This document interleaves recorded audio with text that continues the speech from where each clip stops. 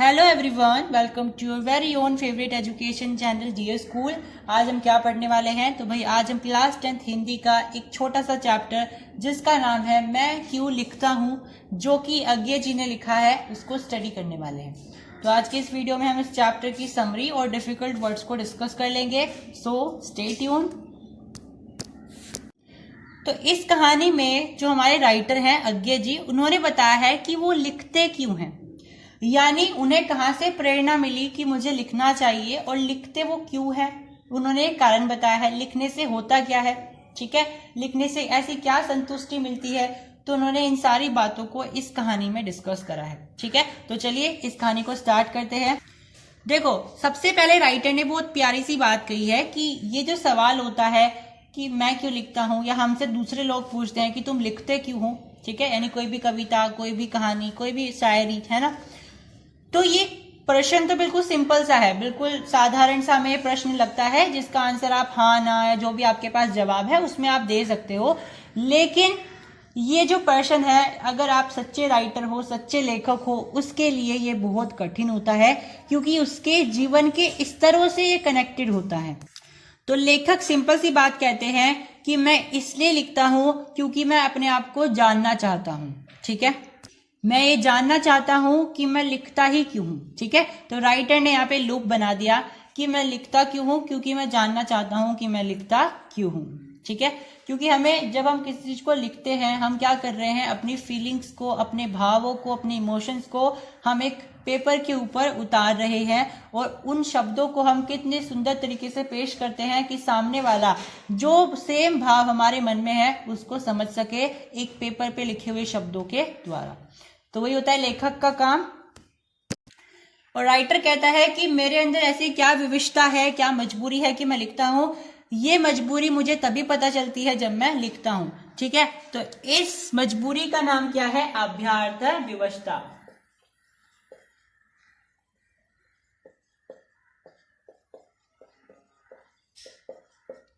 तो ऐसी मजबूरी क्या है, वो मुझे लिखकर ही पता चलती है। लेकिन हमेशा ये कारण नहीं होता है कि हम अपने आप को पहचानने के लिए लिख रहे हैं। कभी कभी हमारी मजबूरी होती है। वो मजबूरी हो सकती है कि हमारे घर पे पैसे नहीं है, हम पैसा कमाने के लिए लिख रहे हैं। हमें बाहर के कोई प्रकाशक आए हैं, हमें पैसा दे रहे हैं लिखने के लिए, हम उनके लिए लिख रहे हैं क्योंकि हमें पैसा चाहिए अपनी आर्थिक स्थिति को देखते हुए। तो इसी चीज को लेकर के राइटर ने दो शब्द यहाँ पे इस्तेमाल किए हैं। सबसे पहला है कृतिकार, दूसरा है लेखक। यानी लेखक और कृतिकार, इन दोनों शब्दों में, इन दोनों संज्ञाओं में क्या अंतर होता है? तो भाई कृतिकार एक ऐसा लेखक होता है या ऐसा एक क्रिएटर होता है जो कि इसलिए नहीं लिखता क्योंकि उसको पैसे चाहिए, या फिर बाहरी दबाव के कारण वो नहीं लिखता है।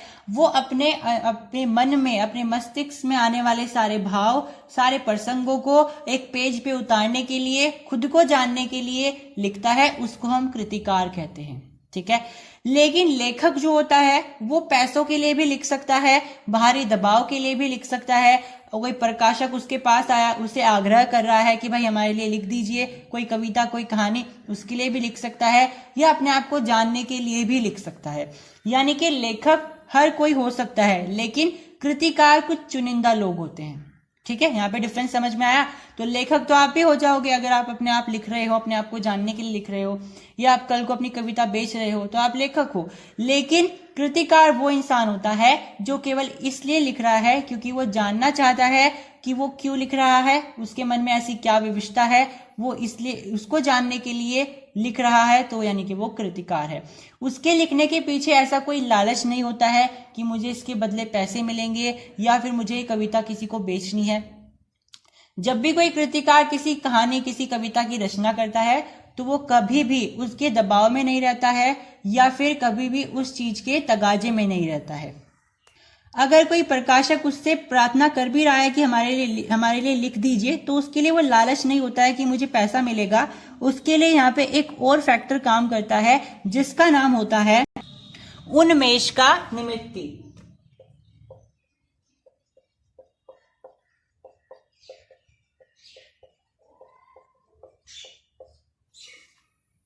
यानी कि जब भी कोई प्रकाशक एक कृतिकार के पास आता है कि हमारी कहानी लिख दीजिए, तो कृतिकार के लिए वह मौका क्या होता है? वह मौका उन्मेष का निमित्ती होता है।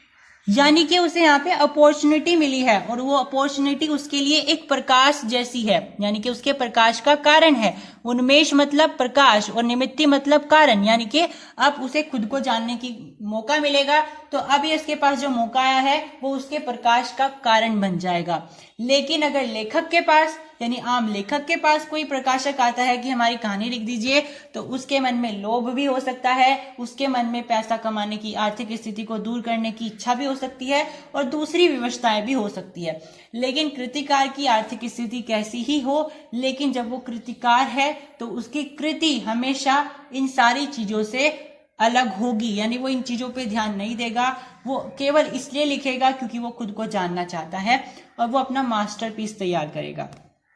फिर लेखक कहता है कि मैं विज्ञान का विद्यार्थी रहा हूं, यानी कि उन्होंने अपनी ग्रेजुएशन में या फिर उन्होंने अपनी क्लासेस में, स्टैंडर्ड्स में साइंस स्टडी किया है और उन्हें ये भी पता है कि अणु क्या होता है, यानी एटम्स क्या होते हैं, परमाणु क्या होता है, ये सारी चीजें उन्हें पता है। ये भी पता है कि रेडियम जो धर्मी होती है उनके तत्वों का अध्ययन कैसे किया जाता है, और ये सारे फैक्टर्स उनको पता है। फिर यहाँ पे राइटर बताते हैं कि मुझे ये सब कुछ समझ में आया कि किस तरीके से विज्ञान की सीढ़ी हम चढ़ते गए और हमने अणु का भेदन करना सीख लिया। मतलब कि हमारे पास ये एटम है और एटम का जब हम भेदन करेंगे, मतलब कि इसको तोड़ेंगे तो बहुत सारी एनर्जी रिलीज होगी और उसको हम क्या बोलते हैं इंग्लिश में? न्यूक्लियर एनर्जी बोलते हैं। यस, तो यहाँ से एक एनर्जी निकलेगी जिसको आप रेडियम धर्मिता बोलते हो और वो एनर्जी बहुत खतरनाक होती है। ठीक है, तो जैसे हिरोशिमा नागासाकी में जो बम गिरा था ना, वहां पे भी यही कॉन्सेप्ट लगा था। अणु बम यानी परमाणु बम वहां पे फेंके गए थे, जिससे ये रेडियम धर्मिता वाली एनर्जी वहां पे फैल गई थी, जिससे बहुत सारे लोग मर गए थे। अब राइटर वो घटना बताते हैं कि जब ये युद्ध हो रहा था तो बहुत सारे लोग क्या कर रहे थे? कौन सा युद्ध हो रहा था? जब युद्ध काल हो रहा था भारत का किसके साथ? पूर्वीय सेना के साथ, मतलब जो चाइना वगैरह का हिस्सा है या इधरले वाले जो देश हैं उनके साथ जब भारत का युद्ध हो रहा था, तब क्या हुआ था? बहुत सारे लोग ब्रह्मपुत्र नदी में बम गिर रहे थे, यानी कि एटम बम हो गए, ये जो बम होते हैं ये गिर रहे थे। तो इनसे क्या हुआ? उसके ब्रह्मपुत्र नदी के अंदर जितने भी एक्वाटिक लाइफ है, यानी कि पानी में रहने वाले जीव जंतु हैं, मछलियां हैं, मेंढक हैं, इन सब की मृत्यु हो गई थी। तो यानी कि लोग अपने हित के लिए, अपने लोभ के लिए उन बेचारों की जान ले रहे थे। तो राइटर ने इसको क्या किया? राइटर ने इसको अपनी आंखों से देखा, यानी कि ये उनका आंखों से देखा एक एक्सपीरियंस था। और जब भी आप ऐसी घटना को देखते हो जो आपने खुद से अपनी आंखों से देखी है और वो कोई स्पेशल घटना हो, स्पेशल का मतलब ये नहीं है कि वो बुरी नहीं हो सकती है, वो बुरी भी हो सकती है, वो अच्छी भी हो सकती है। तो यहाँ ये घटना कैसी है? ये बहुत बुरी घटना है, लेकिन राइटर ने इसको अपनी आंखों से देखा, तो राइटर के लिए बहुत इंपॉर्टेंट है। अब ये विवशता उसके मन में आएगी और उस विवशता को खत्म करने के लिए वो लिखेगा जरूर, और यही कारण होगा कि वो लिखना चाहता है। ठीक है, तो यहाँ से राइटर धीरे धीरे बता रहा है कि वो लिख क्यों रहा है।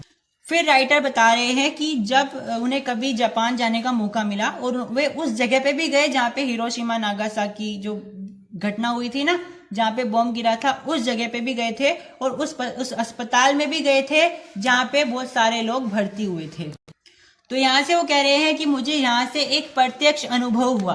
प्रत्यक्ष अनुभव का मतलब होता है कि आपने आंखों देखा, एक्सपीरियंस किया, यानी आपने जो चीजें सुनी थी अब आपने उसका परिणाम अनुभव किया। ठीक है, बेसिकली जब हम किसी चीज को आंखों से देखते हैं तो हम उसको अनुभव करते हैं। जब हम किसी चीज को देख करके जब वहां से चले जाते हैं और जब हम उसके बारे में कल्पना करते हैं तो उसको हम अनुभूति कहते हैं। राइटर कह रहा है कि अनुभव से बड़ी चीज होती है अनुभूति, क्योंकि आप अनुभूति में उस अनुभव से जो सराउंडिंग की चीजें हैं उसको इन्वॉल्व करके एक अपने अंदर, एक अपने माइंड में इमेज तैयार करते हो, जो कि आपको और ज्यादा विवश करती है लिखने के लिए। और ये अनुभूति ही बहुत बड़ा रीजन होती है कि कोई भी राइटर अपने आंखों देखा कोई भी चीज लिखना चाहता है।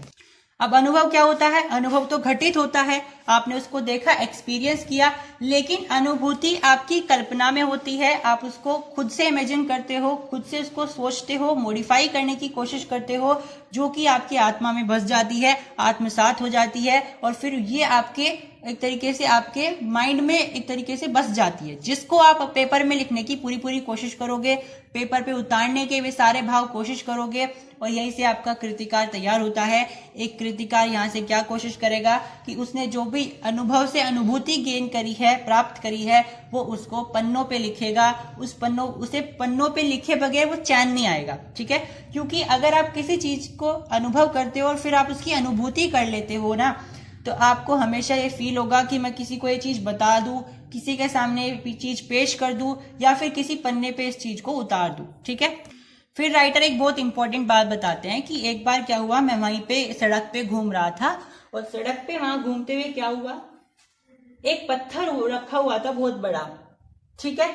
अब राइटर यहाँ अनुभूति कर रहे हैं। अब उसमें क्या हो रहा था, वो कल्पना कर रहे हैं कि हो सकता है इसके आसपास कोई इंसान खड़ा हुआ हो जब वो बॉम्ब गिरा था, ठीक है? तो जब वो बॉम्ब गिरा था तो ये इंसान इसके सामने खड़ा हुआ है, तो ये पूरा पत्थर काला हो जाएगा, बस इतनी आकृति बच जाएगी जो काली नहीं होगी जहां जहां इंसान खड़ा था। यस, तो राइटर ने क्या किया, यहाँ से अनुभूति करी, एक्सपीरियंस तो उसने कर लिया, अब वो अनुभूति कर रहा है, वो इमेजिन कर रहा है कि ये पत्थर था, और इस पत्थर पे जब भी वो बॉम्ब गिरा होगा तो यहाँ पे इंसान खड़ा रहा होगा, और उस इंसान की छाया की वजह से पत्थर पे ये इंसान की आकृति बन गई है, पूरा पत्थर काला पड़ गया, बस इतनी इमेज रह गई है, और ऐसा लग रहा है जैसे वो इंसान अभी भी यहाँ पे खड़ा हुआ हो। अब इस घटना को राइटर क्या कहते हैं, समूची ट्रेजेडी।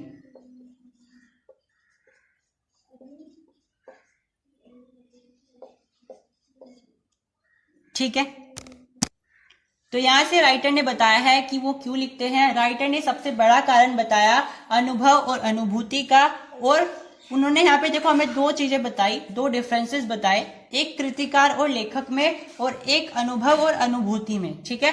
कृतिकार कौन होता है, जो कि किसी लालच के बगैर लिखता है, अपने आप को शांत करने के लिए, अपनी अभ्यांतर विवशता को शांत करने के लिए लिखता है।